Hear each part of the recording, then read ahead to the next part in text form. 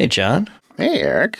How you doing tonight? I'm doing all right. Doing all right. That's A little good. tired. A little That's better than early. the A better little than the tired. alternative. Yes. Yeah. Well, I don't know. If the alternative is awake and energetic, maybe. Oh, I guess Good. I meant doing all right is better than not doing all right. Yeah. Yeah. I gotcha. Yeah, yeah, So, yeah, how yeah. was your weekend? My weekend was full of coverage for my wife in various ways. So I had to. Uh-huh. The farrier was here on Saturday, and And actually a the fair farrier is a horse thing, right? it is. It's the Okay. person that comes and takes care of the horse's feet. Okay. So Gotcha. so and to be clear, I guess she's not really a farrier. She's a barefoot trimmer, I guess. But yeah. Anyway, net Okay. net net. Neither the farrier nor my wife trusted me to hold the horse. So the farrier brought her husband so that I could be out there and be present. Which meant that I basically just asked her questions and was like, Right.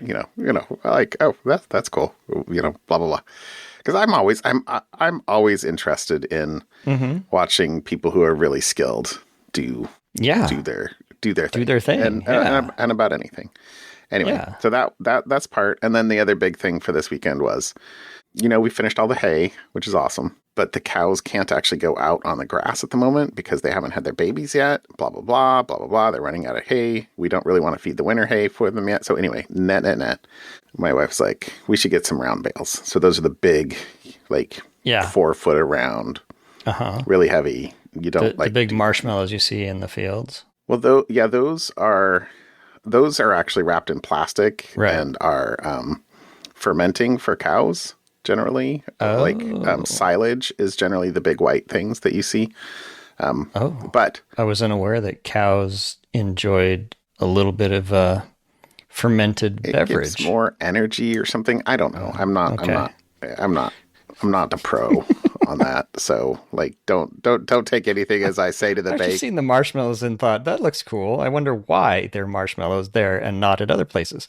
I have a Yeah. little bit more information Well, than I did I before. think they generally use that for things like corn stalks and that Stuff are with like sugars. thicker, woodier, and needs to be broken down a little bit more before it can be Got it. edible. Okay. But anyway, net.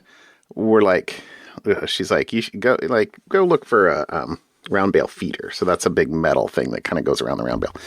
Because we've bought round bales for the cows before, but they like just tear it apart and then like poop in it and sit in it and like waste half the hay. Anyway, so I got and put together a big round bale feeder.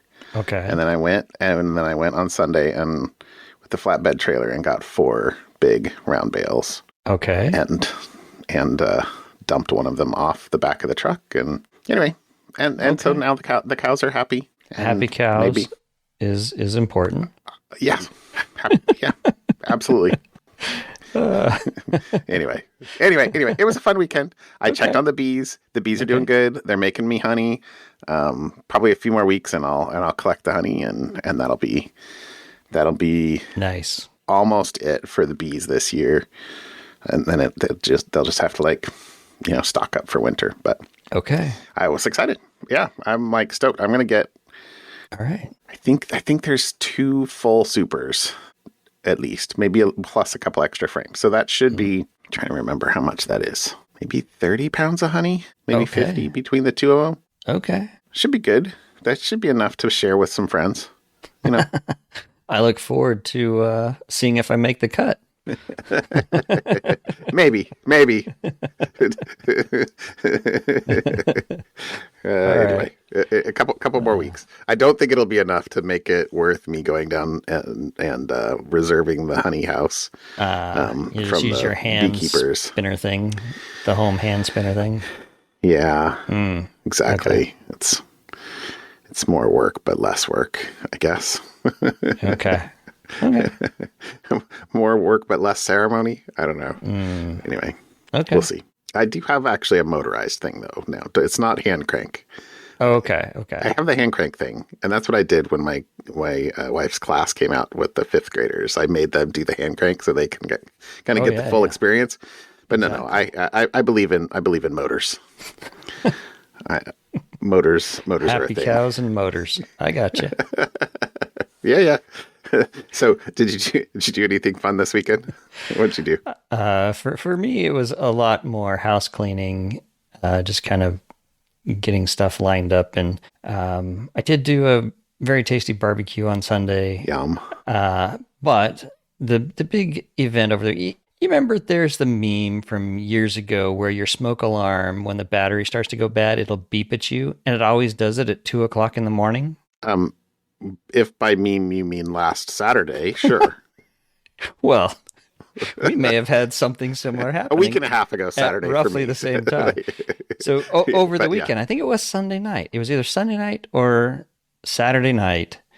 I bought these Nest smoke alarms years ago because one of the things they bragged about was, hey, no more beeping batteries at you. But what they don't Okay. tell you is, unlike other smoke alarms that you can just keep feeding it batteries and you can ignore the expiration date, because smoke alarms expire after 10 years. You're supposed to replace them with new ones after about 10 years. Well, Oh, because, yeah, news, huh? So, okay. because these smoke alarms are wired up and I can, check them and they tell me what's going on, they have an expiration date and they will tell you, So, talk about planned obsolescence. oh, 100%.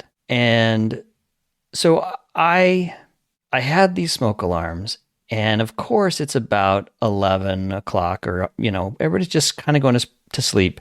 Let me preface this with, I had been notified in the app for like a month. Hey, your smoke alarms are going to expire in July something, whatever the date was, July 9th or 10th or something, and you need to get new ones. And I thought, okay, great. So July 9th, I ordered some new ones, but Google, what's our favorite website? Google, Death by Google, or Killed by Google. killedbygoogle.com, whatever it is. Yeah. They have killed off the Nest smoke alarms. Oh, I didn't know that. But okay. But they handed over all the IP apparently to First Alert, or one of those companies who Okay. does The smoke classic alarms. smoke alarm company. Yeah. And so here's my frustration. I went in the Lowe's app. I think I told you this. I told somebody. I think you did. And maybe I said it on the podcast. They said, we have 150 in stock. And I go to the store, they have none in stock. I'm like, well, he says 150. And like, oh, those are, you can order them and we'll ship them to the store, and they have that in stock. I seem to remember telling you, I think you got the bad. Yeah. Or the bad. That's right. I remember this. Anyways, so I ended up buying them off Amazon Okay. because Amazon said, yep, we can ship them, and they would be there July. Well, to be fair, it said sometime between July 21st and August 9th. I'm like, wow, these things must really be backed up. Or, they got to manufacture them or whatever. And so I thought, no big deal. First week of July after 4th of July, I'm like, no big deal. Whenever they show up, I will replace them. Well, Saturday night, they said they started beeping. I guess 2 weeks after their expiration, they start beeping, and they won't stop beeping to tell you need to replace this. It has expired. It is no longer good. Okay. And I'm like, but I don't have the new ones yet. So now what do I do? Cut the black wire. I unplugged. They unplug. So I unplugged them, and I took all the batteries out. So there was 2 of them. I have 5 in the house. Okay. And so the 2 that were on, upstairs were the ones that had expired. Of course, right next to the bedrooms. Yes, right next to the bedrooms. And then the one on the main floor and in the basement and in my office didn't. The one in my office was a battery powered. And the only reason there's 2 in the basement, really because it's kind of an open basement, is I put a wall up so I could have a door and I could close. So there's a smoke alarm inside the office itself. So I am now leaving the door open, and I took the battery only powered one from the office and took it up to the upstairs. So I have at least 1 smoke alarm on each level. Okay. Until August 5th. I just got notified that they are arriving August 5th. Who knew that would be My such new smoke alarms are showing up.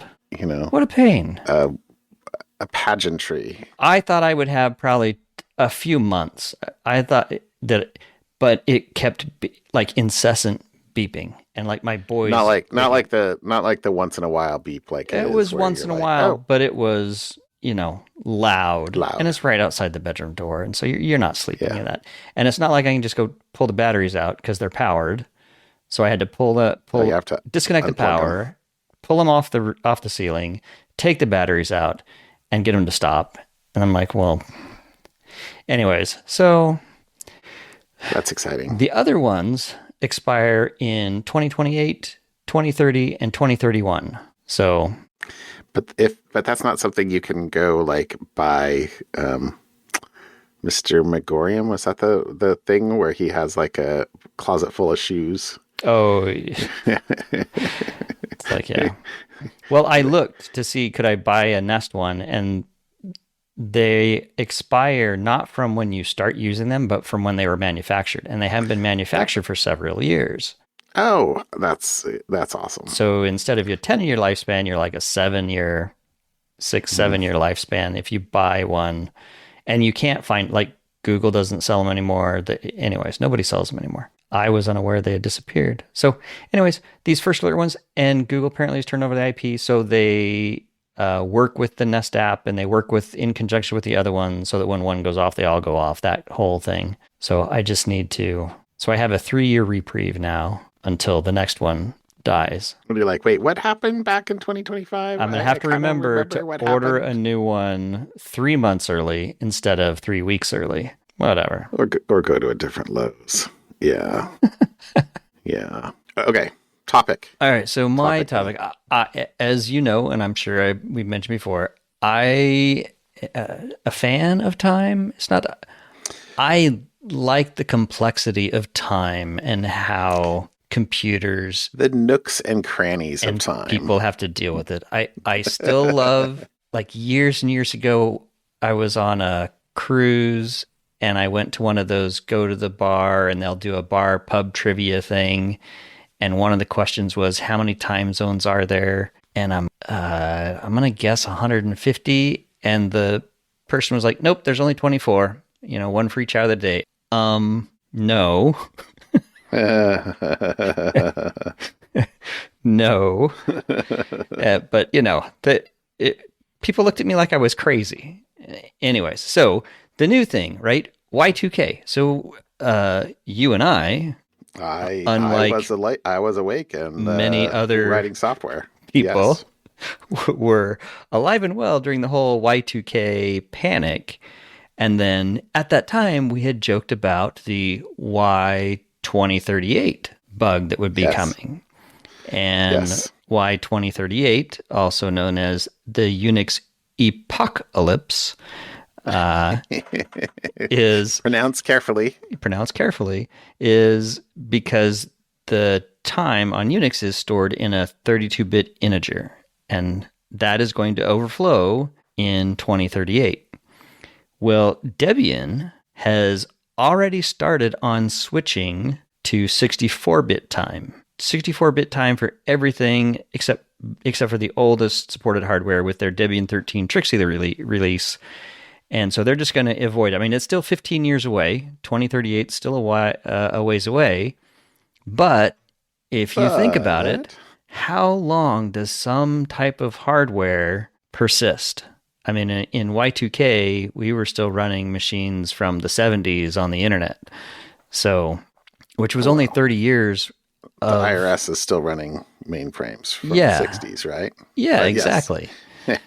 So, anyway, so. But yeah, like think about it. So that's running something today that was a 2010 piece of hardware. Yes. And I don't know that I have anything quite that old, but like that Mac, I have a Mac, the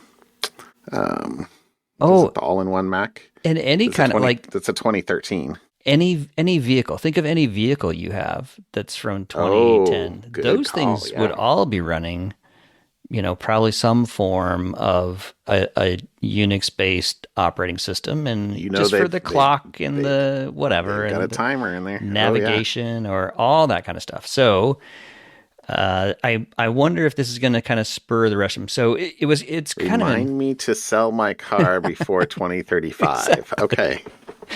Right. So like, because it even says in the article, like there's a lot of cost sensitive 32-bit computing still out there, like automotive, IoT, televisions. People usually keep televisions for quite some amount of time. TVs for a long time. Yeah. Your routers, they say plant control, building and monitoring control, and your cheap Android phones.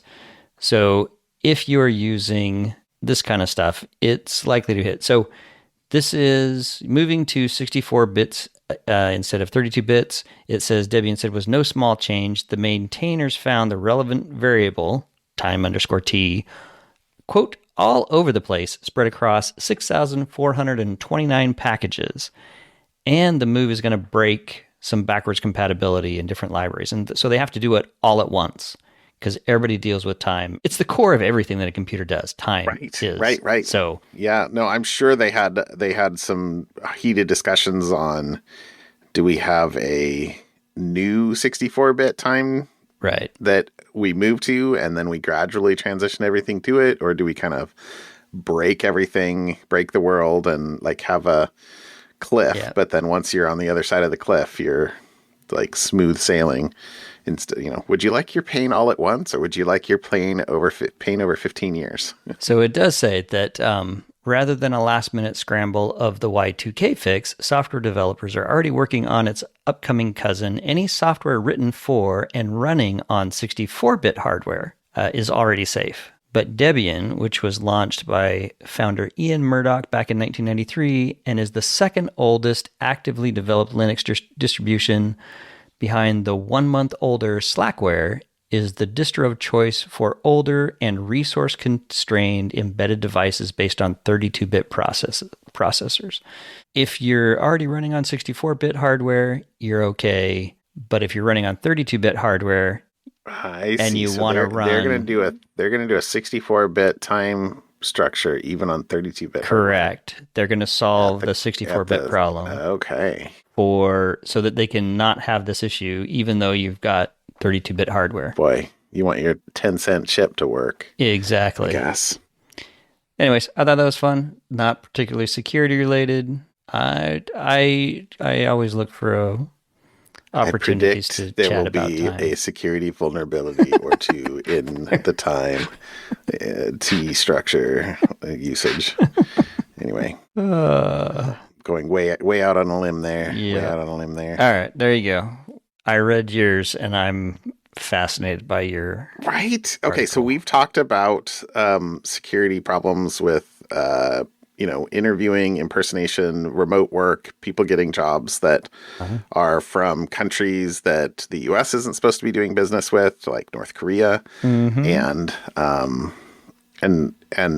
mean, interviewing's a bit of a mess at the moment, right? I mean, you have people that are very clearly parroting back answers given to them by ChatGPT or some AI, and it's an interesting time to be an interviewer at the moment, and there's a whole lot of tools for interviewees. Anyway, it's not quite the impetus of this article, but this article is, there's been a woman in Arizona has been convicted and sentenced to more than 8 years in jail. Okay. Because she was facilitating North Korean workers to work for U.S.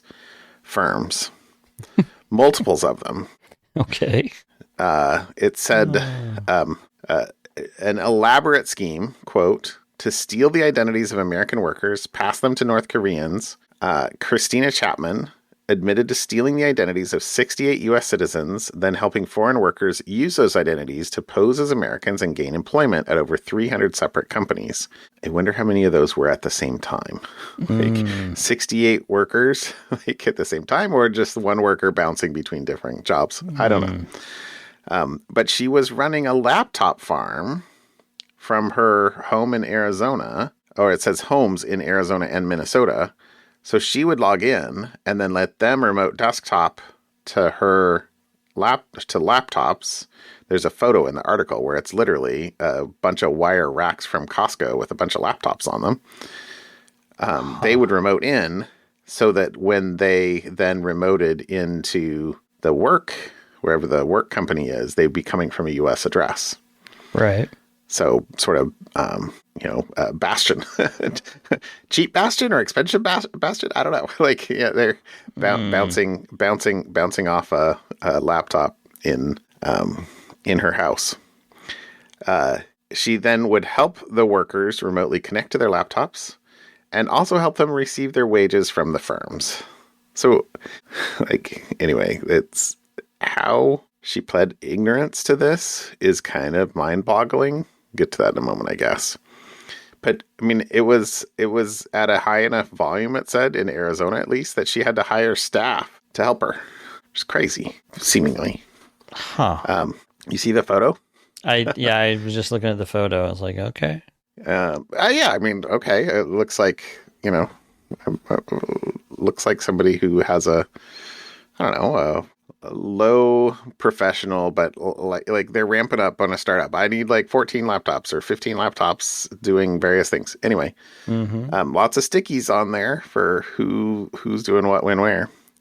Anyway, so it said a photo of the release to the operation shows how she stored the device on shelves with notes identifying the information from each company and the stolen identity associated with each laptop. But she claimed that she didn't know she was working with North Korea and did not specifically attempt to raise revenue for the benefit of North Korea. But over an 8-month period, she sent 35 separate packages to a city on the border of North Korea.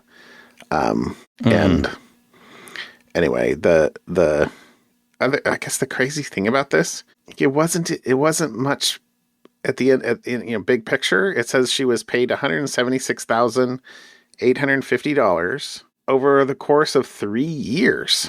That's like $60,000 a year. Like it. Okay. Anyway. But she had a house in Minnesota and in Arizona, and maybe that doesn't count what she had to pay the numbers. Staff. The numbers seem numbers low. Don't add up. But so it said between October 2020. Oh, it said it began in October 2020 and ended in 2023. Anyway, they evidently lobbied the prosecutors, at least, for a tough sentence because her continuing insistence to investigators that her work was legitimate. Despite her entering a guilty plea, defendant does not seem to understand the full extent of her culpability in the criminal conspiracy, was a quote from the sentencing memo. So I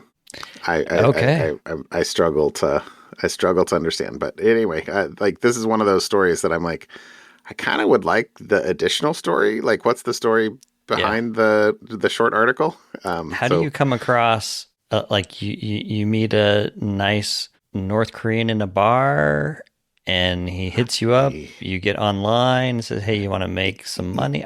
How does that even start?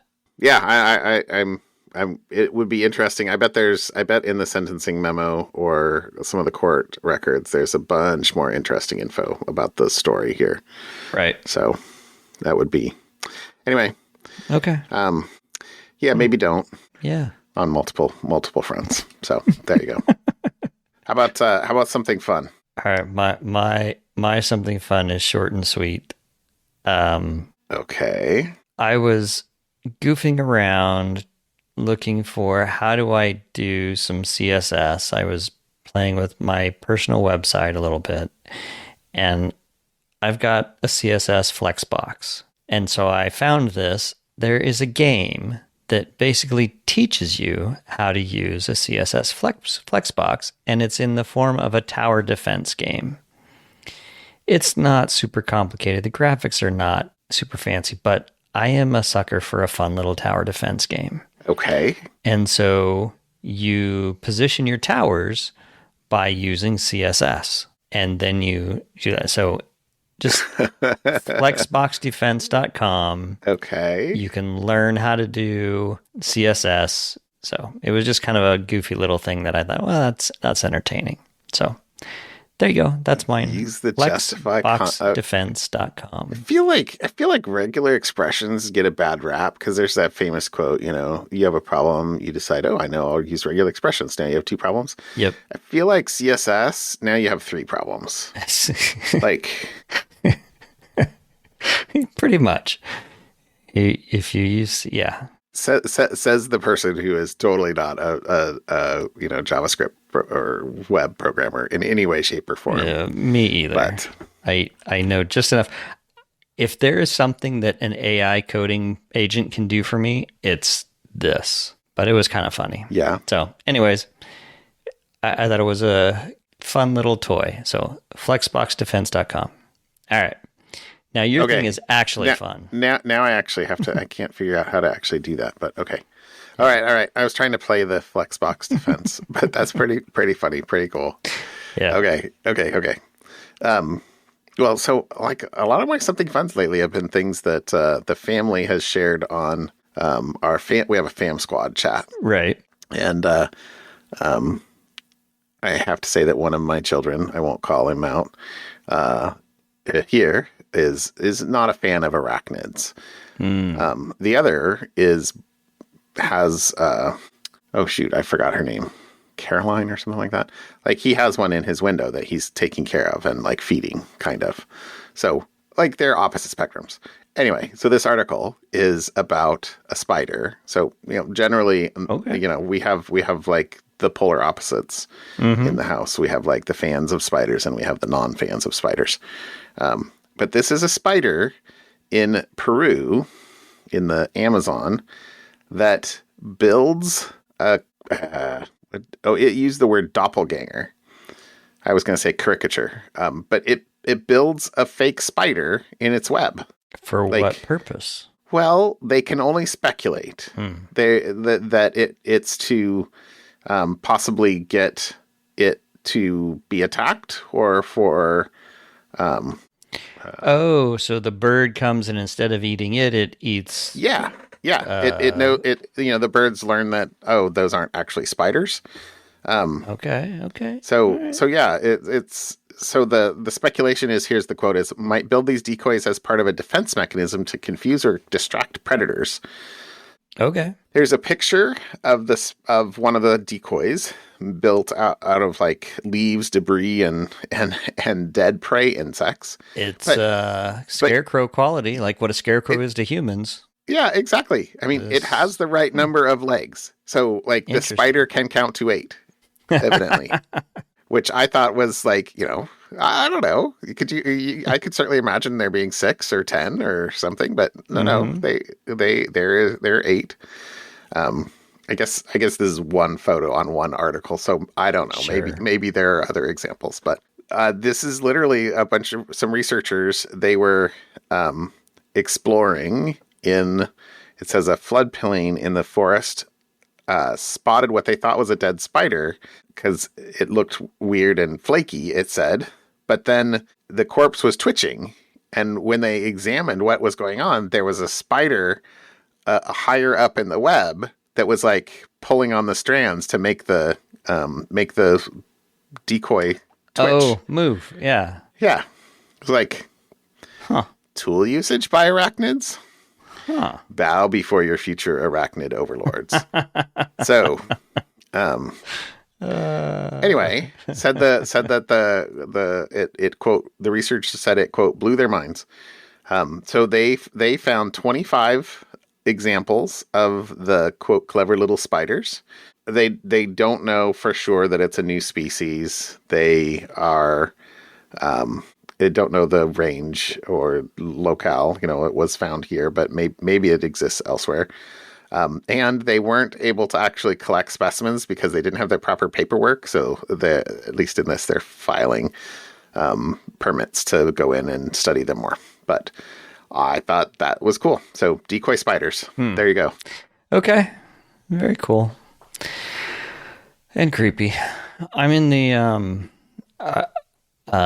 less interested in spiders. I'm not in the I will take care of them or I will usher them outside to the outdoors. I'm you're in the wrong place and death becomes you. Oh. You don't catch them in a cup and put them outside? No, I don't. I catch them mostly. I will whisper quietly to you that I have not always done that, depending on if there are other people not in the house, like, shh, don't tell anyone. But I have occasionally. But most of the time, 9 times out of 10, the spider makes it outside to come back in the house later. No, Perhaps. Who knows? I have heard too many shrieks from various members of the household over the years that it's, well. All right. Well, fake spiders. Yeah. Fake spiders.